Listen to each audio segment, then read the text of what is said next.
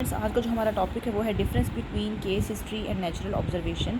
یہ ایک دفعہ بورڈ کے پیپرز میں آ چکا ہے، تو ہم دیکھتے ہیں اس میں کیا ڈفرینس ہے. سب سے پہلے یہ کہ کیس ہسٹری جو ہوتی ہے وہ تو ایک انڈیویجول کی ان ڈیپتھ ڈیٹیل اسٹڈی ہوتی ہے. ٹھیک ہے، ایک انسان کو آپ نے لیا، اس کی ڈیپتھ میں ڈیٹیل میں اسٹڈی کی. ٹھیک ہے. نیچرل آبزرویشن کیا ہوتی ہے کہ کسی بھی بندے کے اوپر یا گروپ کے اوپر جو ہے ان کے نیچرل سیٹنگ یا نیچرل انوائرمنٹ میں اس کو آبزرو کرتے ہیں. ٹھیک ہے، یہ ایک بھی ہو سکتا ہے اور گروپ بھی ہو سکتا ہے، اس میں صرف ایک انڈیویجول ہے. اس کے بعد یہ case studies usually do not allow researcher to make firm inferences about cause and effect. اس میں ہم کسی چیز کی وثوق سے نہیں کہہ سکتے کہ یہی وجہ بن سکتی ہے. ٹھیک ہے، ایک انسان کو ڈپریشن ہے یا کچھ بھی ہے تو اس کی ہم یہ نہیں کہیں گے سنگل یہی کاز ہے کہ اس کو ڈپریشن اسی لیے ہے. ٹھیک ہے، ملٹیپل کازز ہو سکتی ہیں. اس کے بعد یہ ہے کہ نیچرل آبزرویشن میں ہم cause and effect relationship establish کر سکتے ہیں. کیسے کہ جیسے آپ ایک بچے کو آبزرو کرتے ہیں کہ وہ بہت زیادہ ویڈیو گیمز کھیلتا ہے، بہت زیادہ موبائل پہ ٹائم پاس کرتا ہے اور وہ دن بہ دن وائلنٹ ہوتا جا رہا ہے. ٹھیک ہے، تو آپ کہیں گے کہ بہت زیادہ وائلنٹ گیمز دیکھنے کی وجہ سے آپ نے اس کو آبزرو کیا کافی ٹائم لگا کر، تو آپ یہ کہہ سکتے ہیں کہ اس کی وجہ یہی ہے کیونکہ اس نے وائلنٹ گیمز بہت زیادہ دیکھی ہیں. ٹھیک ہے، یا کاز بتا سکتے ہیں، آپ اثرات بتا سکتے ہیں.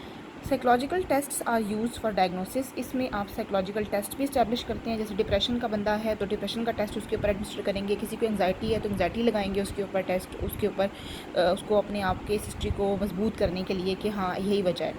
اس میں کیا ہوتا ہے، اس میں سائیکلوجیکل ٹیسٹ وغیرہ یوز نہیں ہوتے، آپ ایک بندے کو نیچرل سیٹنگ میں آبزرو کر رہے ہیں. ٹھیک ہے. اس کے بعد یہ ٹرینڈ سائیکالوجسٹ. اس میں ایک ٹرینڈ سائیکالوجسٹ چاہیے ہوتا ہے جو کہ آبزرو کر سکے، کیس اسٹڈی میں کیس ہسٹری لے سکے. ٹھیک ہے، ہر انسان سے کیس ہسٹری نہیں لے سکتا. یہ ایک بہت ٹیکنیکل کام ہوتا ہے، اس میں باقاعدہ ٹریننگ پروفیشنل ہونا چاہیے انسان کو. ٹھیک ہے، اور اس میں کیا ہے کہ آبزرویشن تو کوئی بھی کر سکتا ہے.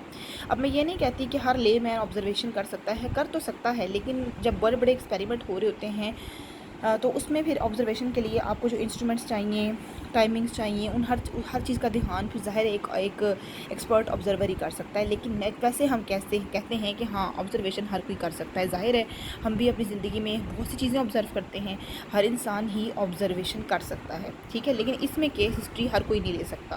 ٹھیک ہے. اب اس کے بعد کیا ہے، انڈیویجولز انکانشیس کین بی انکورڈ.